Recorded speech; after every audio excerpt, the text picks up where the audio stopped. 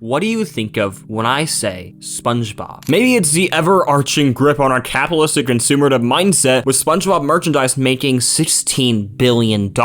Or maybe you watched it when you were little and your mom didn't really want you to, but you watched it anyway and you've loved it ever since. Or maybe it's just a fun kid's show where a sponge annoys an octopus. All perfectly good and reasonable answers. But personally, I have a better one. SpongeBob is an eldritch horror deity cursed onto the world to break the minds of children and make grown men cry. He is not a silly square sponge, and I will prove it. After watching every episode of SpongeBob SquarePants at once, keeping a careful notebook of everything I found, then diving down every rabbit hole and fandom physically possible to the point I had a shovel in my hand, I can safely say that this show is not normal, and neither is its fandom. Don't believe me? Let me show you. This is a 17-part series about Gary from SpongeBob being a fourth-dimensional dolphin reincarnated deity that is a part of a super race at war that is monitoring the SpongeBob show, which exists on a different plane of existence. This is a creepypasta about Squidward unaliving himself. I know, YouTube makes me say the silly words of the real one, blame them. This is a 10-part series of SpongeBob theories that ended up turning into a meta-commentary horror film about YouTube and viewers.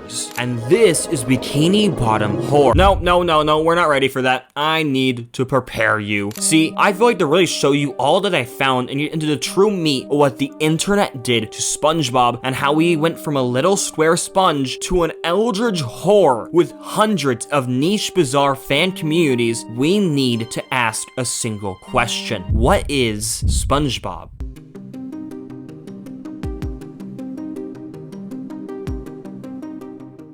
I asked this question at the beginning, what is SpongeBob? Well, my first step in trying to figure this out was trying to solve what actually makes SpongeBob funny. I want to know exactly what type of humor it uses and when there was a major shift in it. Most say there are two sections of SpongeBob, good SpongeBob and modern SpongeBob. That personally was never enough for me, as that's mainly because my ever-growing need to overcomplicate simple things. Because, well, I also don't like modern SpongeBob, but I still feel like it's an oversimplification. See, what most people qualify as modern SpongeBob is anywhere beyond season 5, which sure, was fine a while ago, but now season 5 aired 18 years ago, and I personally find grouping 18 years of back-to-back content and multiple shows and movies into the same simple phrase, modern SpongeBob, to be silly. 18 years was not modern, guys, so instead, I embarked on trying to create a better way of talking about SpongeBob, which I'll introduce using graph in my favorite segment, Noah Explains Math. Poorly. The first category is old SpongeBob.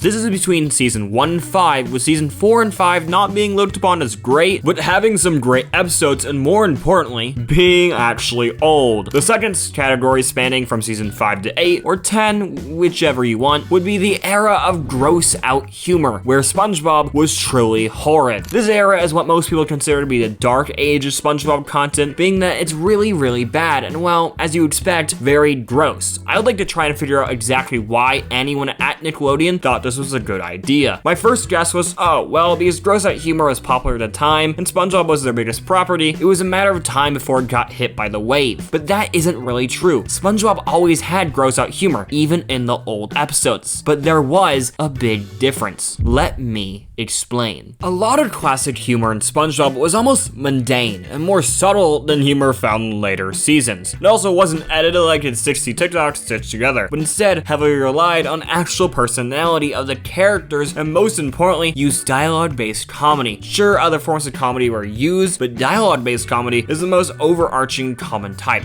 It's why people quote SpongeBob so much. There's a lot of good lines. Now, another type of comedy used in old SpongeBob was gross out humor. But what made it good, and well, not what it became later on, was a combination of dialogue-based comedy and visual-based grossed out humor. They also, most importantly, weren't using it just to shock the viewer, like the infamous toenail scene in a later season, but instead as a form of irony. Also, just wanted to tell you, there isn't gonna be any B-roll playing of what I'm talking about, because while looking at some of these gross out scenes, I realized some of them may not even be allowed on YouTube. Yeah, that's right, they're that bad. But I digress. A lot of good comedy, in my opinion, is built on two principles: promise and payoff. These are common writing principles. While my favorite form of it is in SpongeBob, when the payoff is not suspected, so you don't necessarily know the joke halfway through. This is something later seasons simply lack. Their jokes are simple and one-sided, with no payoff because they promise nothing. Things just happen on screen and we're expected to laugh. An example of this is just showing a gross out image. If there's no reason to show, no actual coherence to the gag, and the form of comedy is fully just to shock you, then it will never be funny. But old SpongeBob understood that, and that's why it's so good. SpongeBob uses irony in both gross out humor and non-gross out humor, with the simple concept of promise and payoff. For example, in the episode Procrastination, SpongeBob explains how he's one step closer to his driver license after doing his essay, but then daydreams of a race car speeding and crashing, implying how SpongeBob will still be a terrible driver with his license. This is also funny because it uses a real car, not a cartoon, which subverts the viewer's expectations. Another example is Patrick's "the inner mechanizations of my mind or an enigma" line, which immediately after he says it, he daydreams a carton of milk spilling over. Now, when classic SpongeBob uses gross out humor in this form, it makes sure to use it as a supplement and a part of the actual joke, and not just an image to utterly disturb me. But don't worry, we'll get there. Now, in the mid-season, the gross out humor is solely the gross part, and the jokes stop being thought out and clever, and subtle pieces of dialogue that sometimes are aided with visuals, but instead a disturbing nightmare-inducing image of Squidward's toenail being removed. The old gross out humor doesn't force it down your throat, and also doesn't rely on it, while the mid-season humor pushes it to the point where it loses any charm in being an over-realistic image to just a gross, weird visual that doesn't even make sense past, "oh, this'll make the viewers throw up."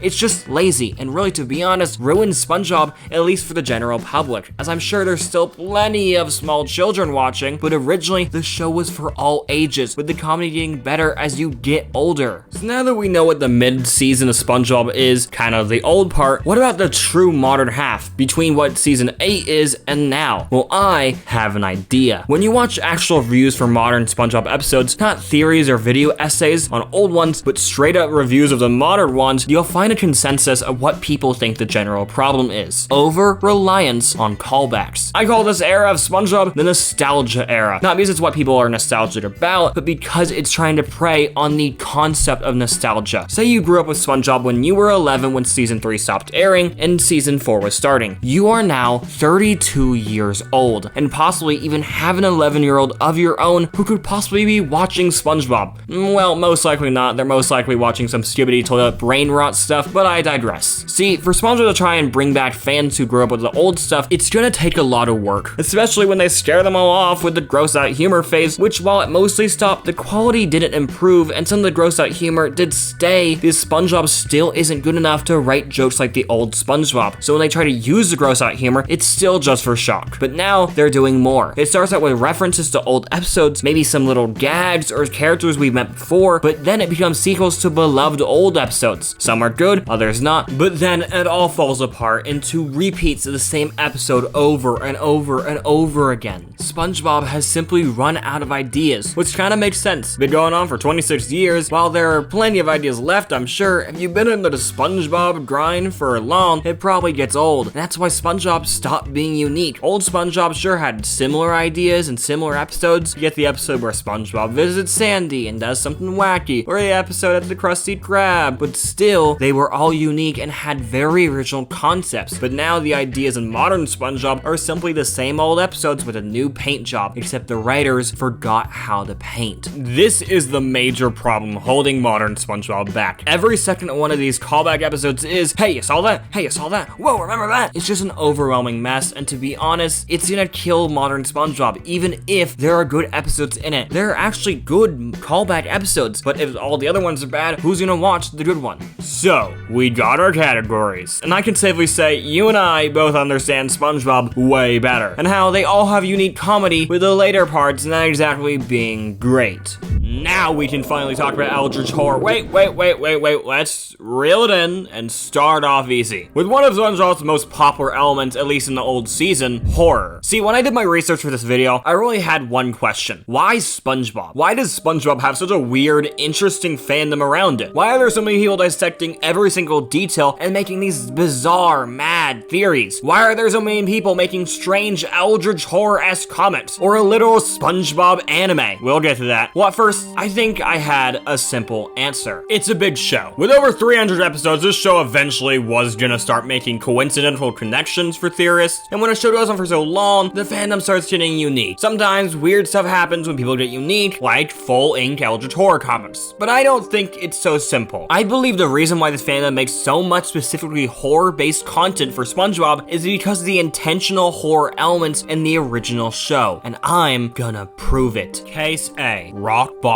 It's a very famous scary episode, and well, I understand why. Rock Bottom uses throughout the entire episode an underlining element of stress. This is one of the most common horror tropes or elements SpongeBob uses, which also can be found in another example where SpongeBob is doing his homework for boating class and the entire night dissolves in this creepy nightmarish experience where SpongeBob's stress breaks him down. There's actually a lot of creepy, weird imagery. I think this second episode leads us into a very, very common horror trope SpongeBob uses, absurdity. Because, well, not everything that I call horror is gonna be like the slash-slinging slasher or Rock Bottom. Sometimes it's just the use of creepy imagery or overwhelming pacing or concepts that when handled in a certain way can be scary. Usual absurd humor in SpongeBob is, well, that, humor. But in certain episodes like Squidward and Clarinet Land, the entire episode is written so it just gets more and more mind-bending, and especially when the characters themselves recognize the horror, it becomes less, ooh, that's crazy, to, ooh, that's crazy. Through the lens of comedy, a giant bird eagle kidnapping Squidward and taking him through a forest of clarinets while he's screaming is funny. But when you think about it from his perspective, all you can hear is his screams. Another amazing example would be SB-127. The entire episode has an eerie tone, to say the least, and just a series of horrible events inflicted on Squidward. And well, if you think about it from his perspective, this episode is very, very scary. It also helps that being a very weird, mind-bending episode, something Squidward seems to be thrown into a lot of. My favorite example of SpongeBob horror are the ones where SpongeBob horror elements are different. At first, the episode doesn't look like it would be scary, but then there are simple, small moments that just catch you off guard. Things you didn't expect, the tone being wildly different. An example of this could be Teenage Gary, where by the end of the episode, SpongeBob and Patrick turn into horrific snail monstrosities, but the actual episode is fairly normal. Squidward is annoyed by SpongeBob, is forced to watch Gary, and by the end, they both get injected with plasma that turns them into, well, snails. I think the best episode of SpongeBob horror is one many don't like, but in my opinion, it's one of my favorite episodes, Spongehenge. The episode starts off already weird, with two fish having a weird religious debate over who is the true ruler of the sea, and causing some crazy wind. This single scene has sparked many theories, and I think falls under the reason why SpongeBob does have a weird fandom, because, well, the show is weird. Sometimes it just decides to have lore, something we'll get into a little later, but for now, let's continue with Spongehenge. The center plot of the episode is SpongeBob's holes keep making sound because of a windstorm. This causes a bunch of jellyfish to follow him around because of the music, so he tries every time he can get to get rid of them. SpongeBob then goes to all his friends trying to find safety, but the jellyfish cause trouble, and everyone in his life tell him to go away. Pretty harsh if you ask me. So he does, leaving Bikini Bottom and going into a cave for years. Oh, and he grows a beard. The rest of the episode is just SpongeBob being tortured until the end, where he builds giant Stonehenge-style statues of himself to mimic the music he makes, but by the time he gets back to Bikini Bottom, it's destroyed by the winds, which still after decades are still there. And finally, we see the mad sponge run into the distance, most likely dying a painful death, but no one but his own screams. Then we cut 3,000 years in the future, seeing aliens watch the statues and jellyfish circle it as a haunting anthem plays, and finally, that's the end of the episode. Yeah, easily the saddest and scariest episode of the show by a mile, I'm sorry. And probably in the timeline could be seen as the end, which means SpongeBob's final moments are alone. Now, throughout the entire video, which by now we're over 15 minutes, and I've referenced the fandom, but I haven't shown a single bit. Hopefully my side tensions haven't scared scared many of you away, because I promise it was worth it. See, I feel as if these early episodes are what sparked a lot of the early SpongeBob horror content. Not just, oh, well, the internet's gonna internet. But now, I do think it's time we go into a little bit of actual fan content, starting off with creepypastas. See, one major element of SpongeBob creepypastas is the history of hijackings. Basically, the Nickelodeon channel when airing SpongeBob being taken over by a former employee, using SpongeBob to sprout their beliefs. The major one I like to talk about is the Resonation incident. This is a large creepypasta and one of my favorites, not even because of the original story, but because of how important it was to the SpongeBob fandom. The idea is there was this one big SpongeBob binge of episodes called the Ultimate SpongeBob Bash. And well, coincidentally, a former employee named Armand Raphael Ramsey, or as we'll call him ARR, quit his job. He was said to be a deranged, mentally ill former animator, so keep that in mind. The first episode in the Bash with weird changes is the episode The Paper, when SpongeBob was playing with a piece of paper. Pretty simple stuff, but then the frame would freeze and just cut to another episode. I don't know if I'm playing the exact B-roll right now is what I'm talking about, because this is a fictional creepypasta, meaning there's only really recreations of it, and I don't know if I'm playing the exact one, but I'll try my best. The next recording was in the episode Help Wanted, which happens to be the very first episode of SpongeBob. When SpongeBob was running to the Krusty Krab to apply for a job, the screen went all corrupted and the footage slowed down, with text on screen saying, "Why do you keep watching this show? Don't you understand what you are all putting us through? This is not just some playground for you to goof off with. This is real life. Get your head out of your ass and act like a good person for once." Well, that's not something you want airing on a children's television show. The next strange change was in the intro song for another episode, removing the singing in the pirate narrator, leaving just the sound of the ocean and faint instrumental. Finally, when SpongeBob appeared in the end title song, he didn't do anything other than stare at the screen shortly until he glitched out and turned into a more crazy expression, staring at the screen for longer. A little bit later, the technical difficulties screen showed up for half an hour before cutting to another episode. Well, that's weird. The next episode has SpongeBob talking to Squidward saying, "My name's SpongeBob, swear," insert coughing sound, but then he stops before he could finish coughing. The audio then turns into a giant distorted mess with no tangible audio. Then a few images flicker on the screen, which look like crumbled pieces of paper with text on each flicker saying, "Stop treating us like trash. I know all about your tricks. You can't keep brainwashing infants just to make money, you know. You don't understand the pain we're going through." Then the episode continues off as normal. A famous image appears on screen next, saying, "You're the reason art is dead." The entire creepypasta's idea was that capitalistic nature of a show like SpongeBob kills artists, and that our support of it as a viewer was in return killing them. We were the reason art was dead, because what is art when there is no artist? Finally, the last recording.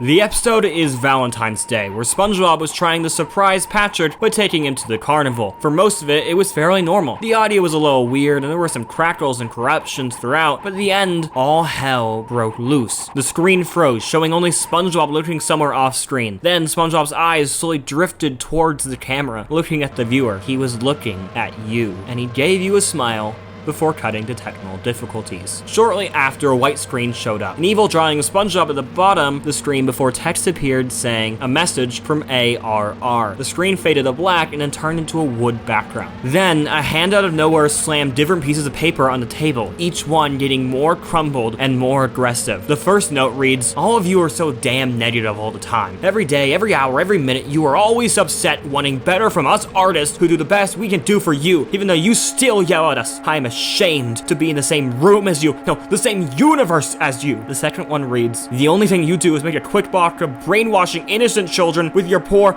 festering attitudes. Are you sad over the truth? You better be, you wimpy poor baby. You're a grown man acting like a spoiled brat, and it sickens me." Finally, the third one reads, "Well, you know what? I quit. I hate this job. I hate all of you. You're the reason art is dead. You are the reason these other artists never do their best for you, even if they try to. I am done with this. You make me want to vomit. You're sick." The rest of the note seems to be scribbled out and crossed out violently. Then the third note came on screen. Heavily breathing played and progressively got louder and louder. Eventually got loud enough until it turned into angry yells with objects breaking against the microphone. A few seconds later, another technical difficulty screen appeared, similar to the last one. Then a black bar appeared at the top with text scrolling past it. "This is a message to all Nickelodeon fans and workers. You are the reason why art is dead. I'm done." This was repeated for 3 times, the third time getting cut off with the message disappearing. The channel was was then down for 2 days, finally coming back with your favorite yellow sponge back to normal. Well, that was something. I just didn't expect that when I went into this, but to be honest, it was really good and I loved it, even if it followed some of the classic creepypastas that a lot of these early fan projects. I think the most interesting thing, to be honest, is that the retakes that spawned from them, especially in the past few months, for me at least. A lot of them were framed as video essays or documentaries, like this very video, except they dissolved into rewrites of the original creepypasta, not only treating it as fact, but warping it into a better piece of media. The next creepypasta I'd like to mention shortly is Squidward's Red Mist. Why shortly? Well, it's complicated, but also quite simple. First, it deals with topics on YouTube I can't really talk about, but I'll try to explain it anyway. Squidward goes to a clarinet performance, does bad, is sad, on his way home, sees red mist, then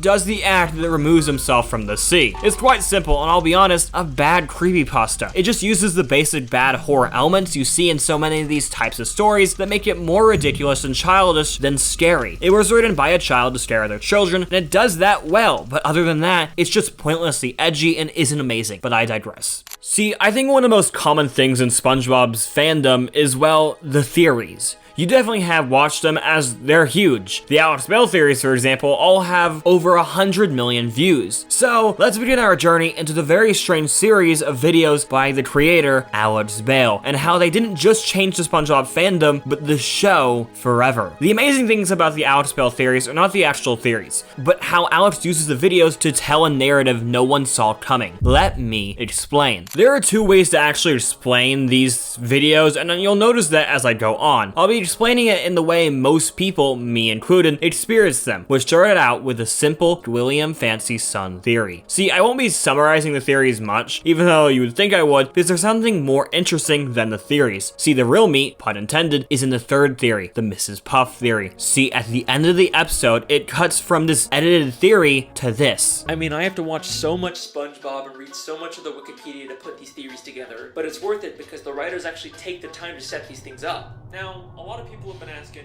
Alex, how do you come up with these crazy conspiracy theories?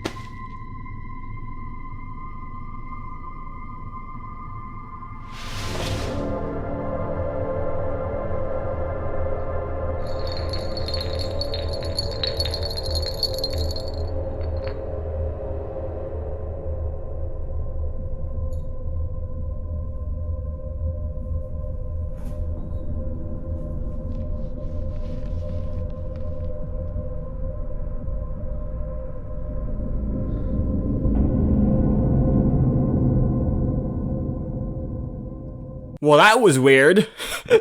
Okay, let's go to the next theory. Maybe it'll not be weird. Okay, at the end of the next theory, it seems that Alex does the same thing. Okay, that's weird. He just goes from his desk, goes to the kitchen, but this time, he does this.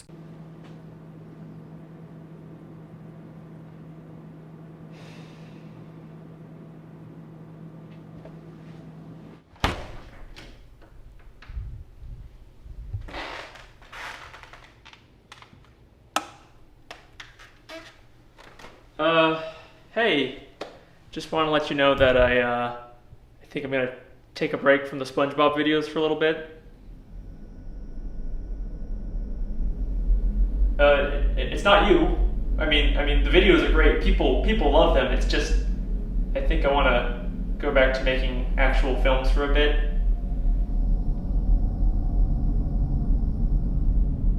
Okay then. Thanks for everything. I guess I'll just see you around.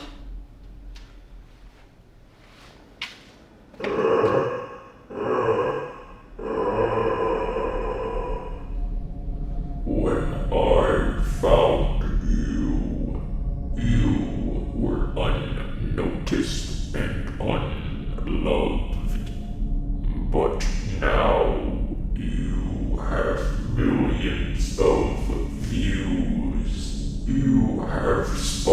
monsters. Why would you forsake them? I just, I don't want to really make these videos forever, I don't want to be known as the Spongebob guy.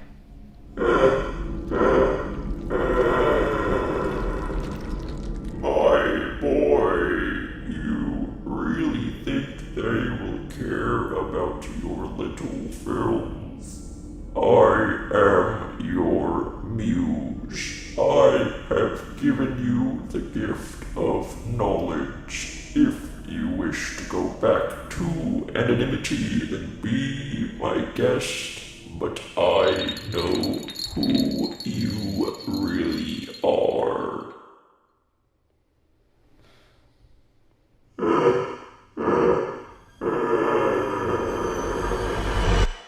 And that was also weird. What is happening? Okay, let me explain a little more because you're probably a little confused. See, there's a weird story being built by Alex that he's telling through SpongeBob, because that's the way it turned out. See, Alex is a filmmaker, but those films didn't work out. But these SpongeBob theories, oh boy, did these SpongeBob theories work. And that pushed him to make more and more and more and more in a cycle of endless repetition of the same damn thing over and over to feed the muse. Oh, what's the muse? Well, the story he's telling is a meta one. And in universe, the story has him being fed these ideas and theories by a void light being called the Muse. And in return, he gives them shelter and most importantly, gives them meat. I do question why the Muse just couldn't give Alex really banger scripts for like short films or like just, I don't know, like $1 million. Like there are other options the Muse would give him that would benefit him more. But SpongeBob's theories are unique, so it kind of tracks with what this fandom's like. The next installment in the series is the Neptune theory, where a very funny thing happens where a fictional other YouTuber has a clip included saying he hates Alex's films and just go back to making SpongeBob theories. Which is very funny because the entire idea of the meta narrative the story is telling to conform to what YouTuber wards. In a way, it reminds me of the video pasta from the hijinking story, with the entire concept of art being dead and us being the ones who killed it. We watch the SpongeBob videos, looking at the views of his films compared to the theories, even the real world ignoring ARG or meta stories, the theories get more views. We reward them over what maybe is real art, or at least a passion project. The ending for this theory with its special film bit is also cool, as it has him trying to explain to the Muse that he's actually grateful for the theories, and he's right, SpongeBob is what gets the views. But the Muse doesn't seem to respond, so he goes to his living room, and then this happens.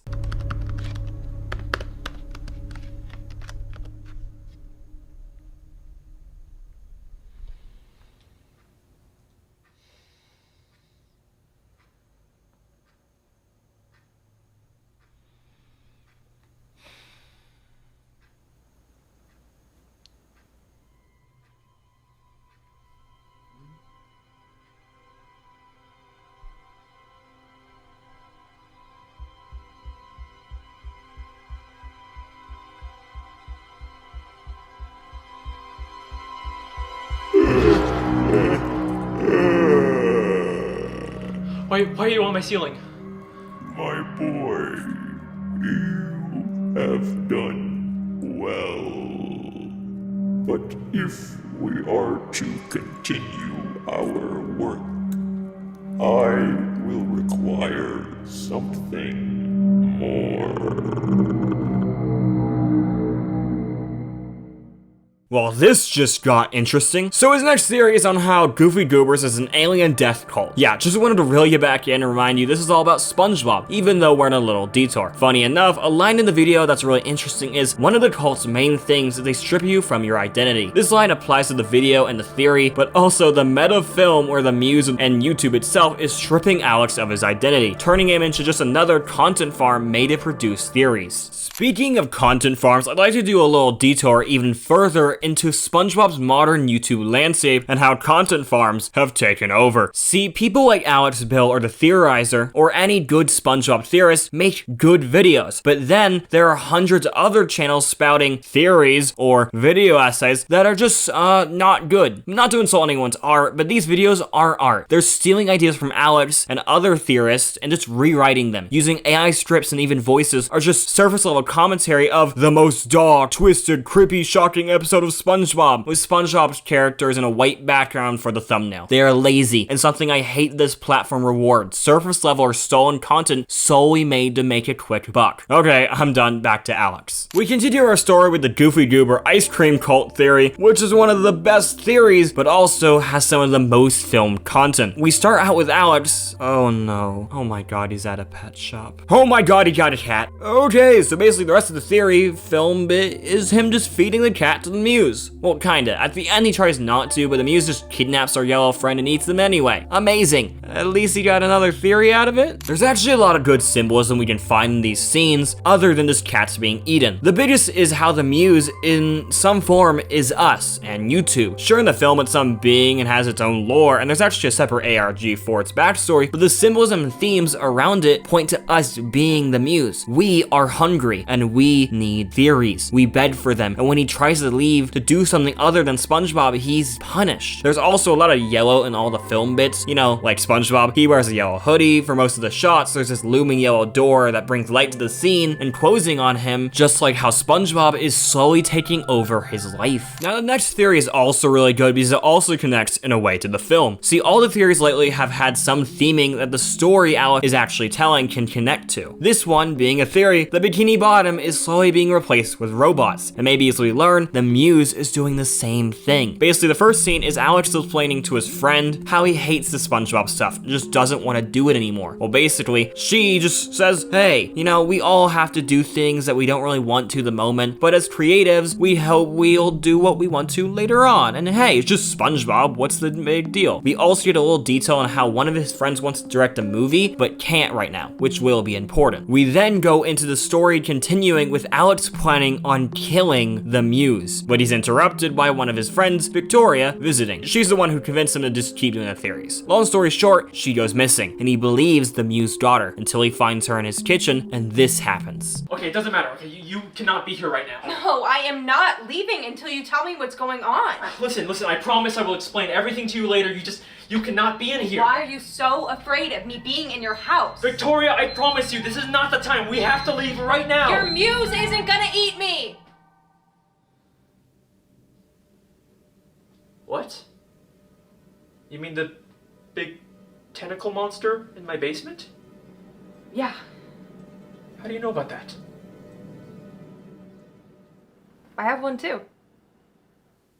What? Well, this story just took a turn. Wonder what happens next. But thankfully, no need to wonder as the ending is approaching. The next episode has Alex's friend explaining her Muse simply came in, got her a good job for life, and after being fed for a little bit, left. So Alex stops worrying and tries to make amends with his SpongeBob theory-giving entity. It's like, sure, he ate a cat and is very scary sounding and keeps hiding in his home, but I'm sure he's amazing. Then this happens. Oh, okay.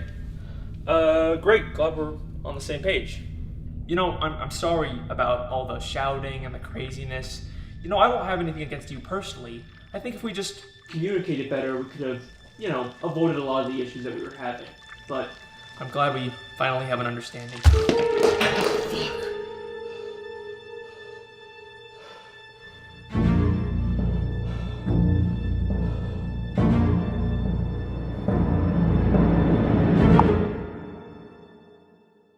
Huh. Okay, so like, sure, the Muse did just straight up attack him, but if you think about it, beforehand, he got a SpongeBob theory, so it's almost like a win-win scenario. Okay, back to the plot. Oh my god, he's eating raw meat. I'm sure there's a normal, a reasonable conclusion of why he's doing this. Let's see what Victoria tells him. Okay, so Victoria tells Alex that him eating raw meat and getting bitten by his Muse is actually just the last step before he leaves, and all he needs to do is visit a friend. So he goes to his friend's house and distracts him by showing him one of his SpongeBob theories. Then he goes to his friend's garage and does this. Alex?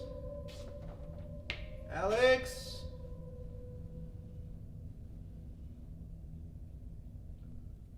Alex?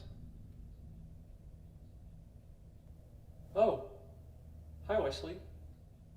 What are you doing down here?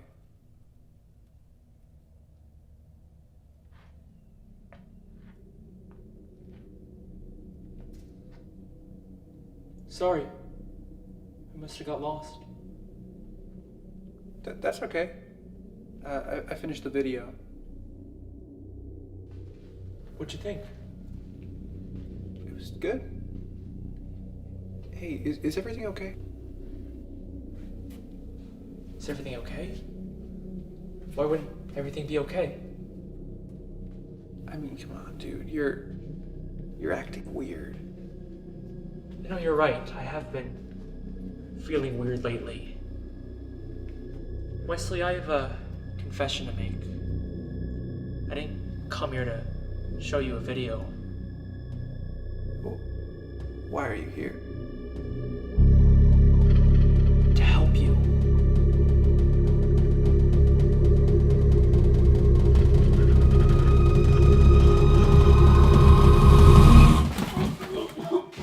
Oh, you. I'm sorry. So that was weird. Apparently what he did was give a muse to his friend, which will get rid of his own. Pretty mean knowing the muse eats animals and this guy has a dog in his home, but you know, maybe he'll get his friend's film made, so win-win. Oh, and big reveal, Victoria gave Alex his muse, so she's kind of looking a little suspicious, possibly evil, especially when in the end of the theory, as Alex leaves her alone, a muse tentacle appears telling her, well done. That doesn't mean anything though, right? She couldn't be evil, right? Okay, now to the next theory. Wait, where's the theory? Oh my god, Alex Bell, you genius. See, the next theory is called the alien jellyfish theory, but in reality, the entire 30 minutes is just a full film content. Oh boy, is this a lot. Okay, so we start out with Alex trying to make a deal with the muse, where he wants the muse to give him his theories and go. The muse doesn't really like that, but then Alex shines a light at the muse and it moves, so he thinks it doesn't like light. The new threat is give me my theories and leave, or you get flashbanged. Pretty effective till the muse says this. The darkness is not for my protection. It is for yours.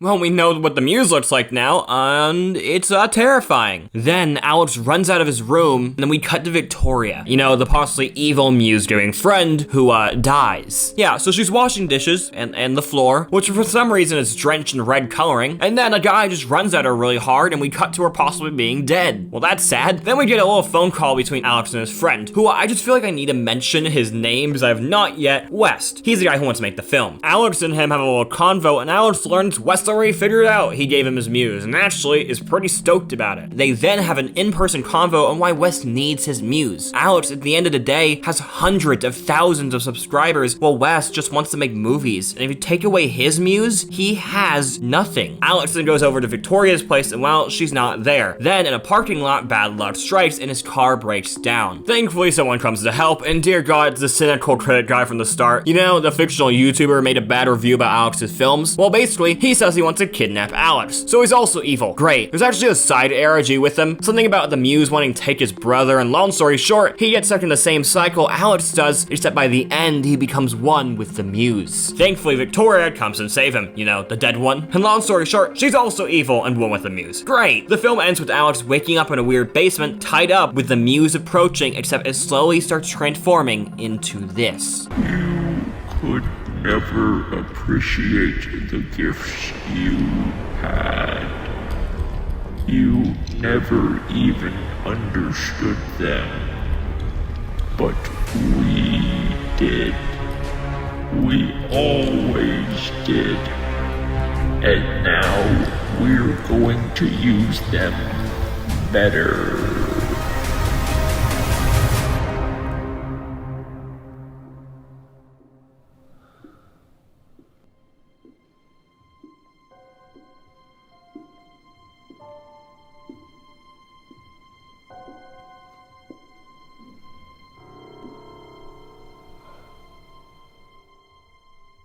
Hey, how's it going? How?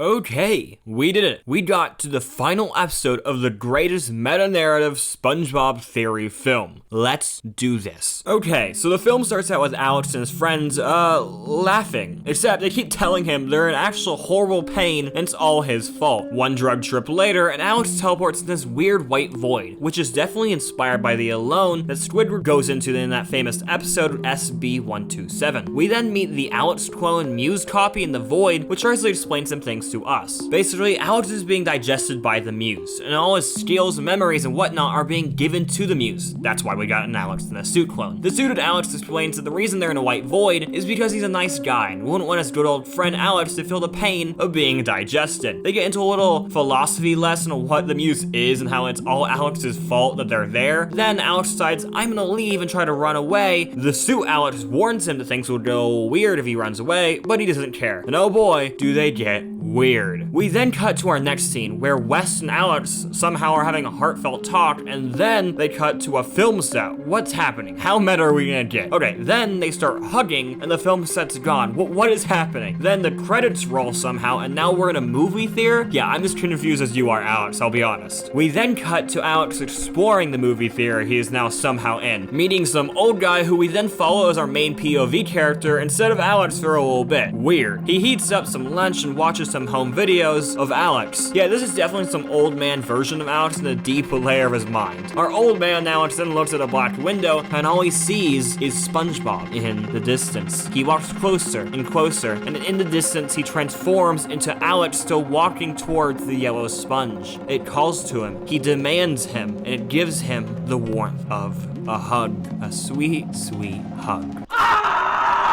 Okay, sorry for the jump scare, I just had to. Okay, let's keep going. Alex is walking through a party now that just appeared in his home and just spouts out the most absurd SpongeBob script to everyone he sees until a hard cut to everyone just looking at it. He continues reading, but now in fear, they chant the same anthem, "Don't let us down, don't let us down, don't let us down," as SpongeBob himself stares down at him. The room clears out and all Alex sees is this orange cat that the Muse took from him. He crawls to it, he can save it, he has to save it. SpongeBob follows him, taunts him with the voices of those he's failed, and finally we cut to good old suit Alex, and he explodes. Oh my god! Wasn't expecting that. And we're done. There's some credits, sure, and a post-credit tease, but you know, you can go watch that for yourself. I'm done. Well, that was a nightmare. In a good way, but still definitely a nightmare. And probably like 20 minutes of this video, so you may have forgotten this is a SpongeBob video. Yeah, I know. So what exactly do we even have to say? There's really a lot to say, but also not that much. Don't Feed the Muse or just Alex Bale theories are some of the best SpongeBob content, taking out the films or not. I didn't include the theories because I want you to go watch them yourself, and maybe watch the little film bits at the end. I promise it's worth it. On a terms of connecting to the greater video, it's really interesting how in a way, Alex is being tortured by SpongeBob. Every moment of his existence is to serve this yellow sponge. His career, his money, his life, it's all built on SpongeBob, and he just can't seem to escape. It kinda reminds me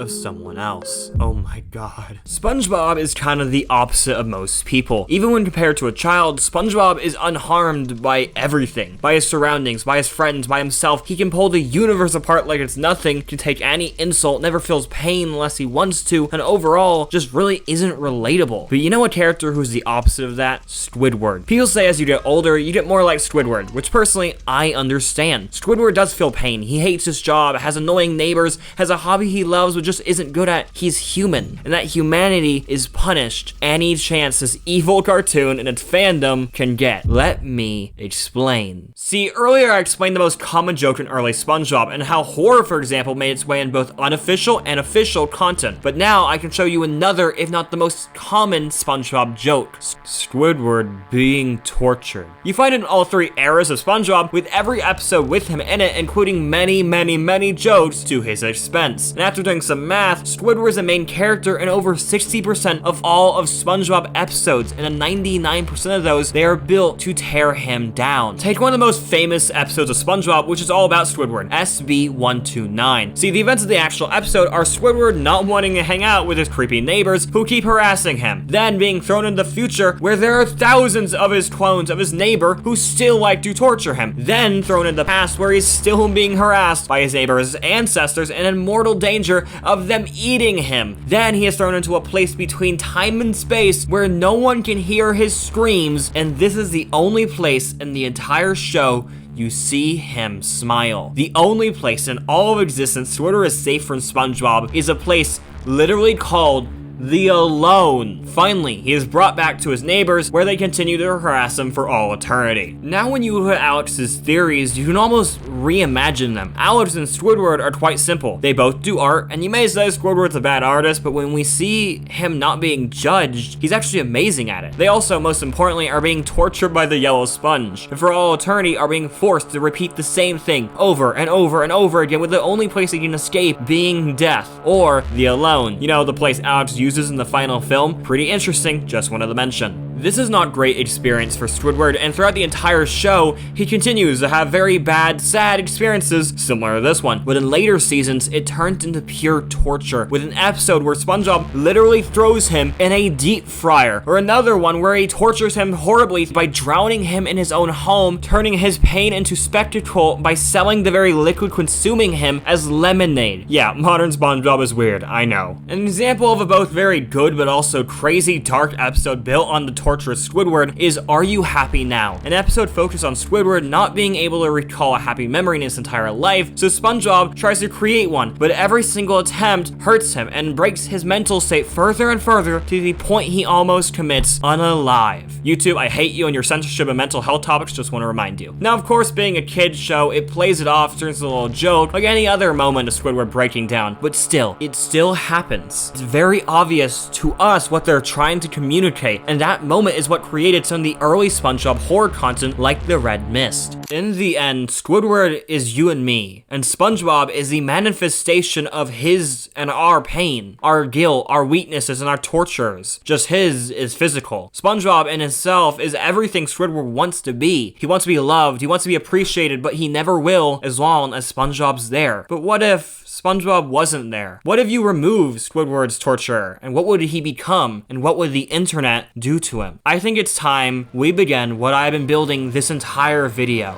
Bikini Bottom horror. It began in 2019, starting off as a one-shot comic published in the subreddit I'm Sorry John, a horror subreddit for horror-themed Garfield fan works, and it happened to have non-Garfield weekends, where Bikini Bottom horror could start. The comic began with Patrick devouring SpongeBob and saying the words, "I'm sorry, SpongeBob." The entire concept of the comic is simply, what if SpongeBob was an aquatic horror berserk-style comic with eldritch horror elements, where all the characters' fish-like qualities were taken up to the extreme and used to create cosmic level horror. The next comic began with Sandy trying to get revenge and kill the evil Patrick, but all he says after being cut in half is, "Sea stars can regenerate, Sandy. All you've done is double my appetite." Sandy runs to Mr. Krabs. They seal the Krusty Krab off, covering it with planks, boarding up the doors, and she tries to explain. Patrick's gone mad. He's duplicating, killing, and he's hunting them. And an arm bursts through the door, but Sandy just says, "Hide, he can't see them. It's just an arm." But then Patrick responds with, "Each of my arms have eyes, Sandy." And in seconds, she is taken into the void, with Mr. Krabs being next. Mr. Krab yells, "This is insane! This is evil!" And looming behind is the mouth of a devil, of a starfish, and he says, "No, this is Patrick." Well, I'm glad we still got some good old SpongeBob humor in this. This is the first installment in the Bikini Bottom series, with the rest of the comic continuing on its own subreddit, specifically named Bikini Bottom Horror. It's revealed that Mr. Krab, being his evil self, is making the Krabby Patties out of Patrick. See, because sea stars regenerate, Mr. Krab stole a little piece of Patrick and chained him up and let him grow, then cut a piece off of him for years and years and years, turning them into Krabby Patties. This specific Patrick is called the Tortured One, which I think is fitting with the whole years to decades of being sliced into patties by a crab, then eaten. Basically, Prime Patrick learns of this when eating an undercooked Krabby Patty, which kind of connects the nerves and memories between the Tortured One and him. Also, apparently this is also how starfish actually work, so pretty cool. See, one of the most interesting things about Bikini Bottom Horror is SpongeBob not being in it. He dies at the very start and he doesn't come back. So for the entire comic, we're left without our main character. It's almost a consistent thing I find in a lot of comics on SpongeBob, being removing SpongeBob. We then go into a panel with a copy of Patrick banging on Sandy's dome, saying, "I'm sorry, Sandy," before trying to eat her, and whoa, she just shot him. She He then says, "I'm from Texas, Patrick. I'm always strapped." That may be the funniest line I've ever read. Yeah, that's it. My career's done. I'm finished. I can leave. Sandy then runs away and finds the man of the hour, Squidward, buffed out, clarinet at hand, and taking out stars. He then says, "There are too many stars in heaven that can be dreamt of than in your philosophy. But if you ask me, the sea has too many." Damn, Squidward, didn't know you had those bars in ya. Why are you playing the clarinet when you could be writing your next single? Finally, Sandy and Squidward band together and go to the Krusty Krab, finding two things: a dead shell of Squidward's former boss, and the murderous starfish who killed him. Squidward takes charge. It's his fight. He'll do it. Patrick steps forward, saying, "From one invertebrate to another, it's nice to see you've grown a spine." Dear God, this comic keeps dropping bars. Wow. I don't even know what to say. Now, of course, I'm not just gonna summarize every single detail, just the parts for you to understand the general idea what's happening and the really, really weird parts. Now, in seconds is a horde of Patrick storming the Krusty Krab and trying to take Sandy. But then Squidward goes Super Saiyan? Yeah, he becomes a giant ultra octopus. Long story short, Squidward leads the fight out of the building, leaving Sandy to explore a mysterious basement with Plankton. Yeah, he's there and he tells her to follow him. He takes her into what ends up being a trap, where a cult of Patricks try to push her down a pit to feed the great tortured one. But in her eyes, they look like stars. And the stars look back at her, showing her Spongebob. He calls out, telling her to let go, to become part of something beautiful, to become a star. But Sandy, after reflecting, simply responds, "I'm sorry, Spongebob," and manages to escape the starfish. Now on ground level with Squidward and now Larry, who joined Squidward earlier, they watch as the Krusty Krab erupts, with a large starfish abomination rising from the ashes, the tortured one. In seconds, Larry is devoured, and the tortured one begins his rampage. Now Squidward's only hope is to fight this invasion himself. Okay, so we're halfway through. Just wanted to check up on you guys, see how we doing. See, one interesting thing I want to talk about is Squidward in this comic. He kind of directly ties into the idea of what my theory with him being tortured by SpongeBob. Because immediately removing SpongeBob, he becomes this buff hero with cool lines, basically becomes the main character. He also gets the girl. Oh yeah, I forgot to mention, but him and Sandy are lovers now. Yeah, pretty cool. This idea is actually gonna get explored more in the series, but to see that, we must continue. Out of nowhere, this giant plankton robot comes to aid Squidward. Apparently, Plankton grew a conscience and is fighting along the heroes. A little late, but cool. He finds out that you can actually permanently kill a starfish and stop it from regenerating by burning it, killing the actual cells. Then, immediately Plankton dies. Sadly, the starfish and the robot eats him. Yeah, there was a hidden one in there. And the only solution to killing it is for the robot to explode it alone, which removes the fire-shooting robot, which is definitely a bummer, but I digress. After the massive explosion, which did kill half the tortured one, Squidward sends Sandy away by blowing a bubble with its clarinet that takes her up